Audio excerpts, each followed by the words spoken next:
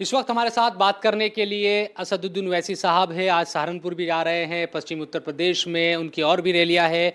उत्तर प्रदेश में जो 2027 का चुनाव है उसको लेकर ख़ास तैयारी है। असदुद्दीन साहब, मैं देख रहा हूं कि नजीबाबाद भी आप गए, सहारनपुर, मुरादाबाद, पश्चिमी यूपी में आपके दौरे ज़्यादा है। क्या तैयारी 2027 को लेकर आपकी? नहीं, हमारे से ज़्यादा, हमारे जाने से ज़्यादा उत्तर प्रदेश के जो हमारे अध्यक्ष हैं जनाब शौकत अली साहब और जो वेस्टर्न यूपी के हमारे इंचार्ज हैं, ज़िम्मेदार हैं मेहताब साहब, ये लोग तो बड़ी मेहनत कर रहे हैं।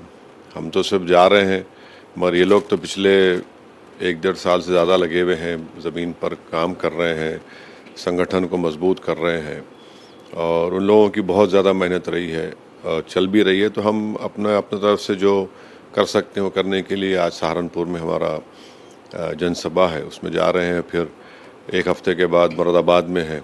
तो कोशिश यही है कि हम जाते रहें, पार्टी को एक्टिवेट करें और आवाम और जनता के दरमियान में रहकर हमारी बात को पहुंचाएं।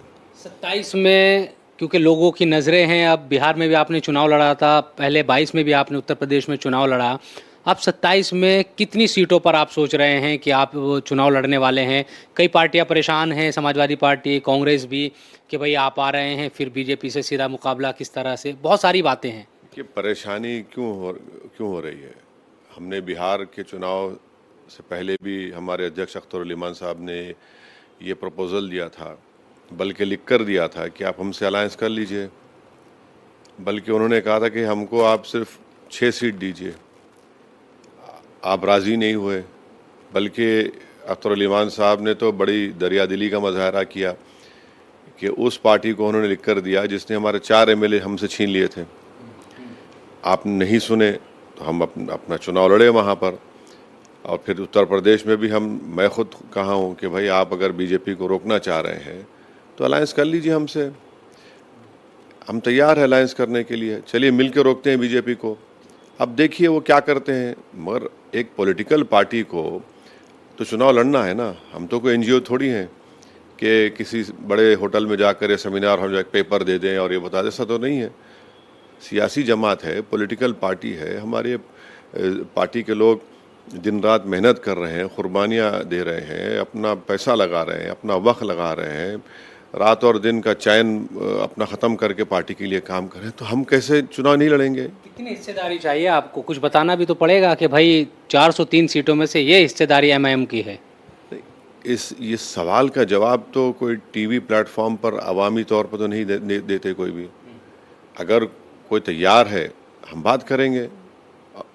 हम तो चाह रहे हैं कि बीजेपी को रोका जाए, दोबारा सत्ता ना बने, उनकी इख्तिदार पे ना आए। अब देखिए क्या होता है। वो तो पूछा जाता रहा है अखिलेश यादव से, 24 में पूछा गया, आप लोग तब भी चुनाव लड़ रहे थे।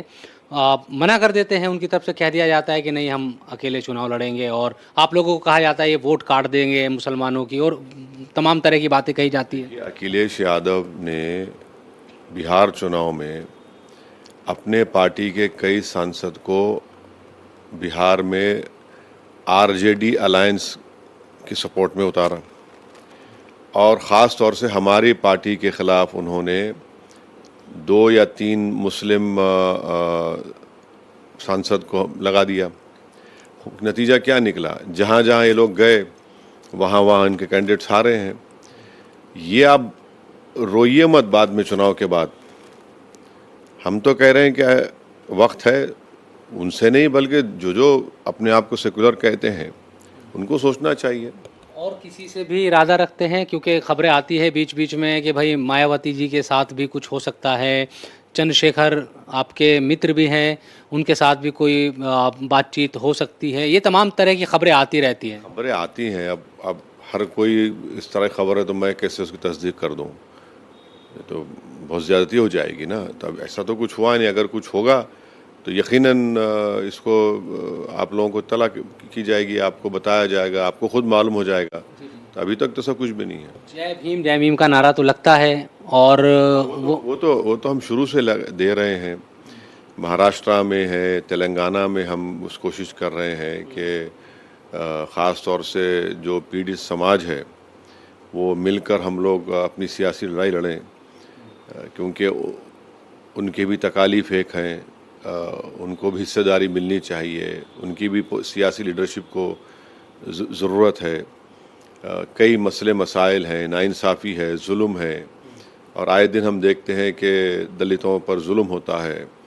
अब तो उत्तर प्रदेश में अपर कास्ट पर भी जुल्म हो रहा है। ये सब चीज़ें हैं। कल गए थे वहीं पर जहां आप जा रहे, शामली में आए थे कल मुख्यमंत्री योगी आदित्यनाथ, और आप पास में ही सहारनपुर जा रहे हैं। वो ये कह रहे थे कि पहले तो सिर्फ जिन्ना की बात होती थी, जिन्ना नहीं गन्ना चलेगा। पश्चिम उत्तर प्रदेश की जो बेल्ट है वो गन्ना बेल्ट है, हम विकास और इन चीज़ों पर बात कर रहे हैं। हमको क्या करना है जिन्ना से? हम तो जिन्ना के पैगाम को ठुकराए थे। देखिए, टू नेशन का जो नारा दिया गया था वो तो हिंदू महासभा सावरकर ने किया, फिर जिन्ना ने किया, तो हम दोनों को रिजेक्ट करते हैं। अच्छा सर, यहीं से बात आगे बढ़ रही है, और मुल्क के जो इस वक्त जिस तरह से अलग अलग जगहों पर खबरें आ रही हैं, मस्जिद को लेकर, मज़ारों को लेकर, राजस्थान से लेकर, और सहारनपुर में भी एक मस्जिद का इशू है, कलेक्ट्रेट, ये तमाम चीज़ें। और संभल में हम एक हफ्ते में कई बार ऐसा देखते हैं जब बुलडोज़र चलाया जा रहा है कि गैर कानूनी तरीके से बने थे, कई साल पुरानी मस्जिदें भी कई बार बुलडोज़र चल रहा है। इन चीज़ों पर कैसे चीज़ें? बीजेपी ने जो वक्फ अमेंडमेंट क़ानून बनाया था, हमारी डिसेंट रिपोर्ट उठाकर देख लीजिए, 120 सफ़ात पर मुश्तमिल है। हमने ये कहा था कि ये क़ानून ला रहे हैं मस्जिदों को छीनने के लिए, दरगाहों को छीनने के लिए, ईदगाह की ज़मीनों को ख़त्म करने के लिए। वही हो रहा है। और फिर हमारे ख़िलाफ़ ये कहा गया था नहीं, ये ओवैसी झूठ बोल रहा है। देखिए, वक्फ बाय यूज़र है और रहेगा, नया वक्फ बाय यूज़र नहीं होगा। तो किस बुनियाद पर उत्तर प्रदेश में संभल की मस्जिद को शहीद कर दिया गया?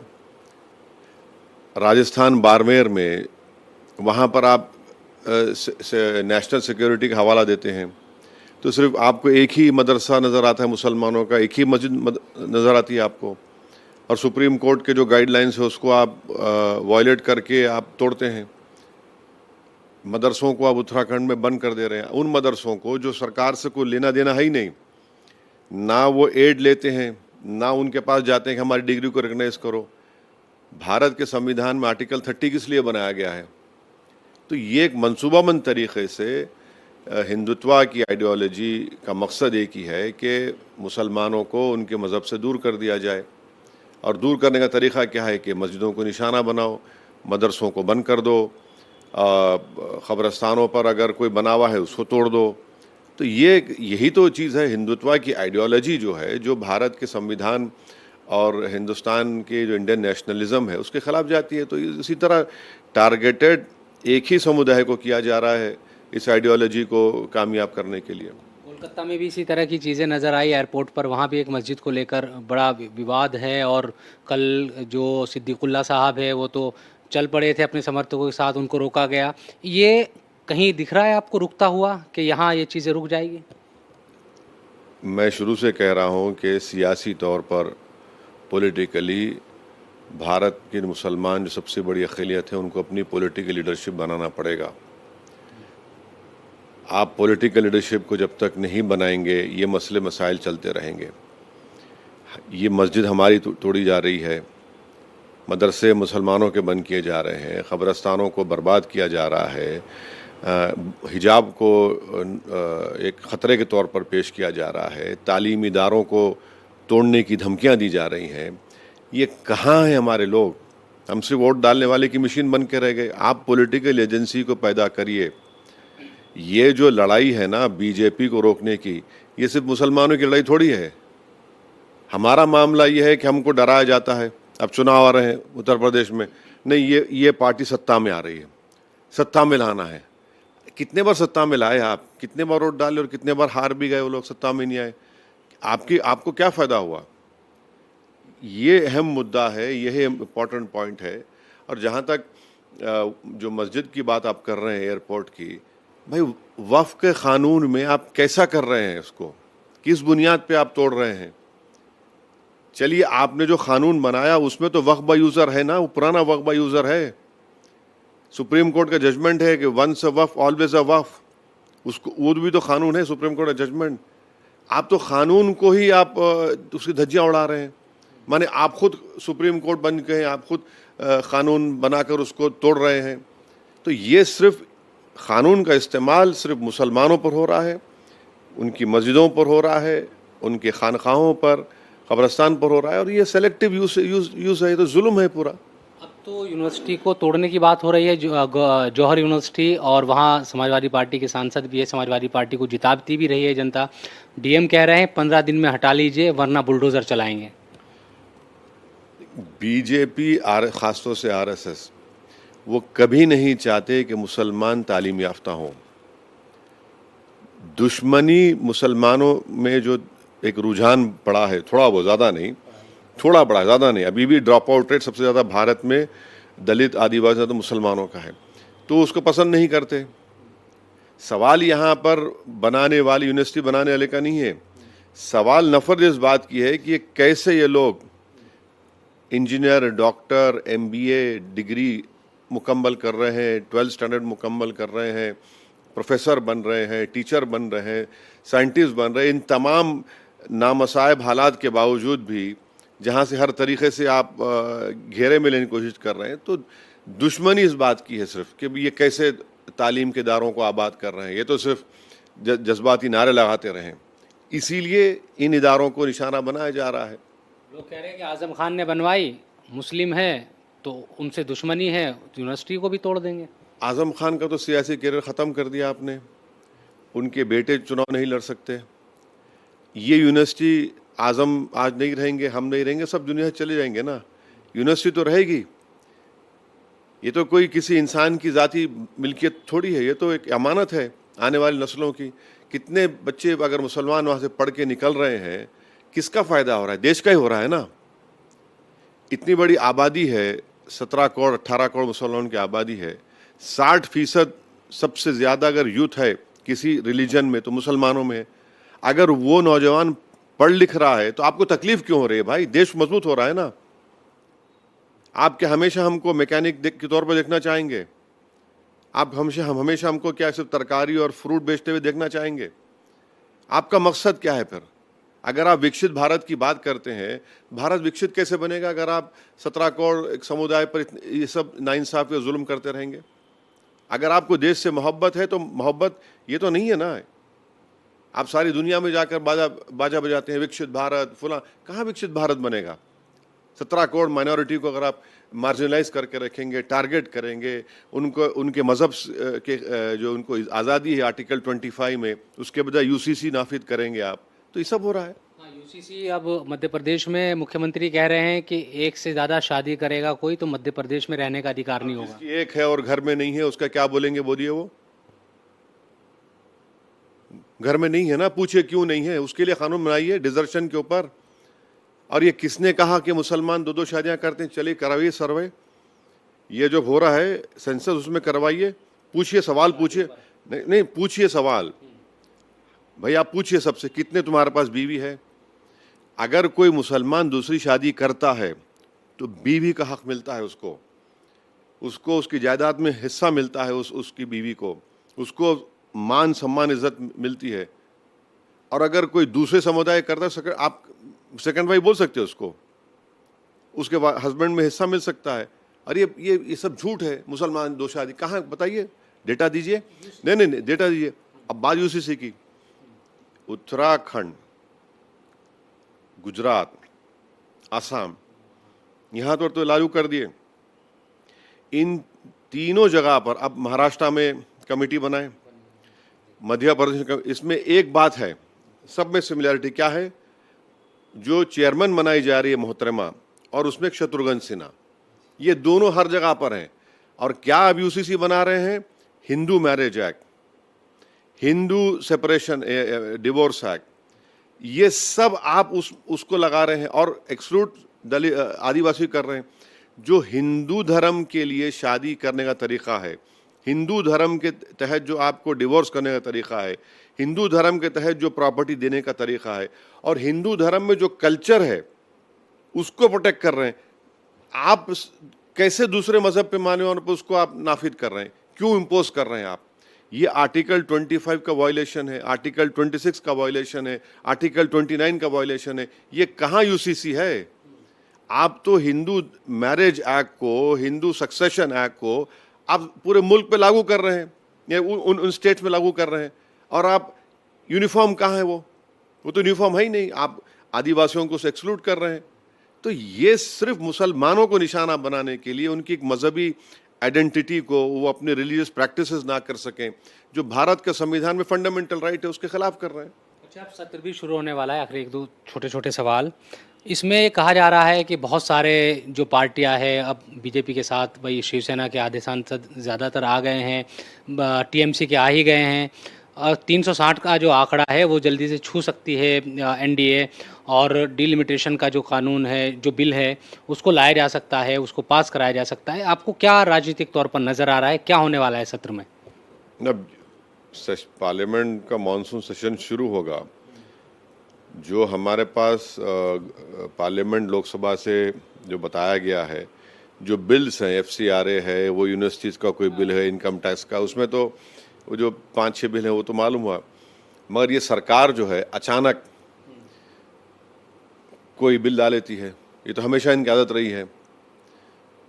तो नहीं बता सकते, नहीं बोल सकते, तो तैयार तो रहना पड़ेगा। आपका जो राजनीतिक तजुर्बा है वो ये क्या कह रहा है कि छू लेगी आंकड़ा एनडीए इस बार, जो पिछली बार थोड़ा कम रह गया था और माहौल बन गया है, तो सब अपनी तरफ कर लिए हैं सबको? नहीं, इस बारे में कोई ख़तई तौर पर जवाब नहीं दे सकते हम। क्या क्या तब्दीलियाँ होंगी नहीं मालूम, कितने लोग कुलाठी मारेंगे नहीं मालूम, कितने लोग रहेंगे नहीं मालूम। तो ये तो आगे देखिए क्या होता है, वेट एंड वॉच बोलना करना पड़ेगा। अभी तो ये भी खबर आ रही है कि शरद पवार भी के जो लोग हैं वो भी संपर्क में हैं। अगर महाराष्ट्र में बात करें तो एक एक पार्टी के कई कई हिस्से बन गए हैं, कोई किस तरह, कोई मुझे नहीं मालूम, मगर सुप्रिया सूले जो शरद पवार एनसीपी के बहुत बड़ी नेता हैं, एमपी हैं, उन्होंने तो सब कुछ नहीं कहा, ऐसा तो कुछ नहीं कहा उन्होंने। लेकिन पार्टी के नेता मिले हैं, कल भी मिले हैं, और वो नहीं मालूम क्या है, मगर उन्होंने तो ऑन रिकॉर्ड ऐसा कहा, ऐसी कोई बात नहीं है। मगर अब ये तो उस वक्त ही पता चलेगा ना। टीएमसी वाले गए हैं और ये सब गए हैं, तो टीएमसी तो भाई देखिए, 15 साल कोई पार्टी सत्ता में रहती है और 1 महीने से कम टाइम में सब के सब कबूतरों की तरह उड़ जाते हैं, तो इसे तो अजीब व गरीब बात है। और उसमें ऐसे लोग चले गए जो हमको खड़े होकर हमको गाली देते, ये बी टीम है, वैसी फुला अब जाकर बैठे हैं वहीं पर। हाँ, मुझे नहीं, अब जाकर बैठे हैं भाई। ये टीएमसी वालों को पूछना चाहिए, ममता बनर्जी को बताना चाहिए कि कैसे भाग गए लोग सब। ये तो सब आप ही के थे ना, जो आप पे जान निछावर करने, आप पर फूल बरसाने वाले, आप पर अपनी खून बहाने वाले, क्या क्या वादे किए थे। अब ऐसा अचानक क्या हो, भाग गए पूरे। आपका भी तो बड़ा नाम आ गया था यूसुफ पठान के मामले में, उस पर बड़ा सफाई ये सब चीज़ें। छोड़िए ना अब सर, अब यूसुफ पठान का छोटा बच्चा है, हैं? पठान का बच्चा है वो, छोटा। अरे हर चीज़ में आप हमको लाते हैं बीच में। अरे तुम्हारे लोग भाग रहे हैं, बेशर्मी की हद है, बेशर्मी की हद है, झूठ पे झूठ बोलते हैं। भाई सच्चाई तो यह है कि तुम भाग गए ना, तुम्हारी पार्टी क्यों हारी। हम तो कह रहे थे आपको, बंगाल के जो बोले हम, देखो ये हार सकती है, वो सब मजाक उड़ा है हमारा। इनको सच्चाई बोलो तो इनको लगता है कि भाई ये तो हमारी तायद की नहीं कर। अरे भाई जब सच्चाई को बोल रहे हैं तो आपको क्या चाहिए? इन लोगों को खुशामद पसंद लोग चाहिए, इन लोगों को सब झूठ बोलने वाले और वाह करने वाले चाहिए। वो हमारी फितरत में है ही नहीं। वो वन नेशन वन इलेक्शन को लेकर भी बात हो रही है कि शायद ये भी सोच रही है सरकार, इसका क्या समर्थन विरोध क्या है? कि बीजेपी हर चीज़ कर सकती है। बीजेपी अचानक कोई भी बिल डालेगी और उसको स्टैम्प लगा देगी, देश के हित में है ये, इसी से देश मजबूत होगा, इसी से देश विकसित भारत हो जाएगा। कुछ भी लगा दो, बीजेपी तो कुछ भी कर देगी ना। सवाल ये कि हम लोग क्या कर रहे हैं उनको रोकने के लिए, वो सोचना चाहिए। अमित शाह को लेकर आपका आया था बयान कि वो बहुत तैयारी के साथ करते हैं कुछ भी। जाहिर है, अब कोई होम मिनिस्टर एक कमेटी बनाता है, डेमोग्राफी, भारत की पॉपुलेशन उन मुकामात पर क्यों डेमोग्राफी में चेंज आया है, इतनी आबादियाँ क्यों बढ़ रही हैं, और फिर उन्होंने कह दिया उस कमीशन को, कमेटी नहीं कमीशन को, एक जो सुप्रीम कोर्ट के रिटायर्ड जज उसके हेड कर रहे हैं कि आप एसआईआर में जहां पर नाम नहीं आया है लोगों का फाइनल लिस्ट में, उन प्रदेशों में जाकर देखिए उन जगहों पर कैसे आबादी बढ़ी। इशारा किसकी तरफ है? इशारा डायरेक्ट मुस्लिम अक़लियत पर है। और सुप्रीम कोर्ट का जजमेंट को जहन में रखिए आप, इसके बाजू सुप्रीम कोर्ट ने क्या कहा कि एसआईआर में जिसका नाम नहीं आया फाइनल लिस्ट होने के बाद वो कॉम्पिटेंट अथॉरिटी को दे, एमएचए को। एमएचए होम मिनिस्ट्री क्या करेगा? उसको अचारदान में रखेगा क्या? नहीं, वो तो फॉरेनर्स ट्रिब्यूनल जाएगा। और हो सकता है कि मैं गलत हूँ, मुझे शक है कि ये लोग मुस्तकबिल में एनआरसी करना चाहेंगे। मगर एक बात हमको समझ में नहीं आती है कि आसाम में तो एनआरसी हो गया, सुप्रीम कोर्ट मॉनिटर्ड। हाँ, 3 करोड़ 20 लाख जनता के नाम आ गए, 19 लाख के नहीं आए, तो उनको तो सर्टिफिकेट दीजिए ना आप। 1100 करोड़ रुपये खर्चा हुआ देश का उसमें, आसाम में, उनको सर्टिफिकेट क्यों नहीं देते आप? चलिए, बहुत बहुत शुक्रिया बात करने के लिए। तो असदुद्दीन ओवैसी साहब, जिन्होंने बहुत सारे सवालों के जवाब दिए, और उत्तर प्रदेश में ख़ास तौर पर जो हम देख रहे हैं कि 27 का चुनाव है, उसमें वो पूरे जी जान से जुटे हैं, और उनका यही कहना है कि उनकी पार्टी है, कोई एनजीओ नहीं है। वो हर चुनाव लड़ेगी, पूरी ताकत के साथ लड़ेगी, क्योंकि उनके कार्यकर्ता बहुत मेहनत करते हैं।